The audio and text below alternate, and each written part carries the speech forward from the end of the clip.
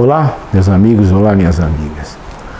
Hoje eu quero falar para vocês sobre um evento que vai acontecer no dia 7 de março, na comunidade Betânia, lá em São João Batista, Santa Catarina. Vai se iniciar o processo de beatificação do Padre Léo. Para vocês que não conhecem o Padre Léo, não conheceram o Padre Léo, Padre Léo foi um padre que fundou uma comunidade para auxiliar as pessoas dependentes químicas. Comunidade essa que se iniciou em Santa Catarina, justamente em São João Batista. Depois isso se alastrou por todo o Brasil e na verdade é uma comunidade espetacular, porque as pessoas chegam viciadas, drogadas, dependentes químicos, assim num péssimo estado, e de repente com aquela vida espiritual, com aquela mudança de hábitos, elas se livram totalmente dessa dependência. Padre Léo, ele era um pregador espetacular, sabe? E ele começou as suas atividades junto com a Canção Nova, alguns anos atrás, e realmente se destacou, de forma que todos os eventos que o padre fazia era de uma lotação total lá na comunidade. De forma que às vezes o Rincão Antigo, que é um galpão que cabe aqui 15, 20 mil pessoas no máximo, ficava absolutamente abarrotado de gente para ouvir as pregações dele.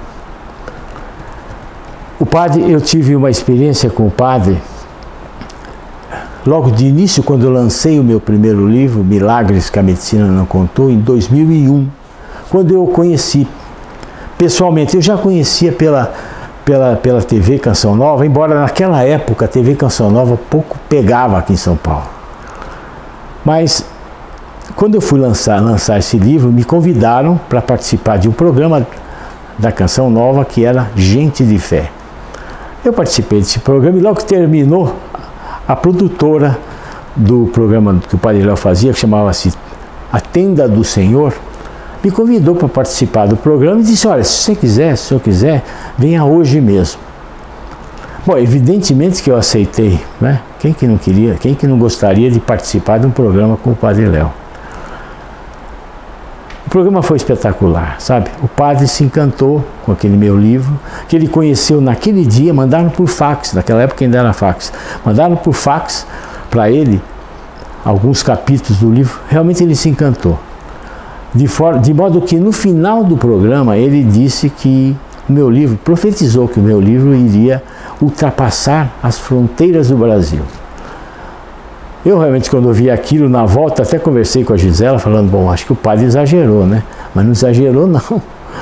Um tempo depois eu lancei meu livro na França, depois ele foi para a Itália, ele foi para a Espanha, e realmente cumpriu a profecia dele. Mas aí me encontrava raramente com o padre, assim, eventualmente quando tinha algum evento lá na Canção Nova, com ele, que a gente, por mais, tentava o máximo possível de ir. Tratei da mãe dele, que ele me pediu, internei no hospital, fiz lá o cateterismo. Mas uma época eu percebia pela TV que ele estava emagrecendo muito. Eu até sugeri ao padre Jonas que pedisse para ele me procurar. Mas o padre tinha uma vida muito atribulada, sabe? E ele falava uma coisa: eu tenho que me gastar pelo Senhor. Bom, eu estava de férias junto com a Gisela em Angra dos Reis, quando toca o telefone me chamando porque ele tinha tido um problema. Eu no dia seguinte, essa era uma terça-feira de carnaval, nós estávamos no barco, assim, bem longe da casa onde a gente estava, mas no dia seguinte eu subi, vim para São Paulo, fui em Guaratinguetá, onde ele estava internado no hospital em Guaratinguetá. Assim que eu vi o caso, eu já sentia gravidade, sabe? Ele tinha vários nódulos no fígado, tinha alguns nódulos que fizeram, tinha emagrecido muito e estava com uma tosse assim importantíssima. Logo que eu vi, conversei com a família, e sugeri que viéssemos para São Paulo, porque realmente, por mais recursos que a gente teria, eu consegui uma vaga, internei no INCOR, em São Paulo. E lá começou todo o drama, todo o calvário do padre, sabe? O diagnóstico que fizemos logo de início, com os exames e tudo. Aí o dia que eu cheguei para ele, falei: padre, olha, você está tendo um câncer importante. Você está tendo um linfoma, que é uma coisa séria. E ele me perguntou: quanto tempo de vida eu tenho, Roque? Eu falei: olha, padre, normalmente 50% das pessoas que têm essa doença morrem em 3 meses. Mas vamos começar, vamos tratar. Ele falou para mim: Roque, não tem importância, olha, eu quero aproveitar todos os minutos do meu câncer para daqui sair um padre novo, um padre ressurreto. A palavra textual dele. Ressurreto porque naquela época era a época da Quaresma, da ressurreição de Jesus, não é? E tudo bem, começamos o tratamento, sabe, quimioterapia muito forte, pedi auxílio a vários profissionais da saúde que me ajudassem nesse diagnóstico e na conduta toda. E isso foi durante um tempo. Aí fizemos um PET scan 6 meses depois do início do tratamento, o PET scan foi exatamente igual. Recomeçamos o tratamento, isso em setembro. Em dezembro, na época de Natal, eu fui visitá-lo, fui vê-lo na casa que ele estava aqui em São Paulo. Ele não estava conseguindo enxergar. Eu fiquei assim, muito triste por ver o padre tateando as paredes para poder ir até o banheiro. Ele não enxergava nada. Teve um comprometimento geral. Ele foi reinternado no hospital e no dia 4 de janeiro de 2007, ele faleceu. E a coisa, mas por que eu estou falando tudo isso do Padre Léo?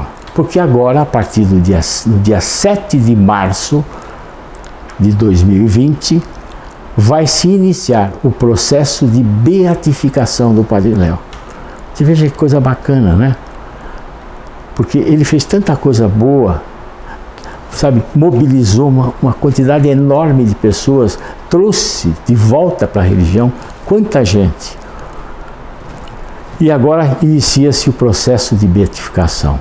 Então, eu convido a todos, no dia 7 de março, que vão a São João Batista para presenciar, né? Para partilhar todas essas coisas boas que vão acontecendo com ele. Eu rogo ao Padre Léo que interceda para nós, para você, para todos nós, para que a gente tenha uma vida melhor, e para que a gente possa seguir, assim, com muita firmeza os caminhos que Jesus nos ensinou.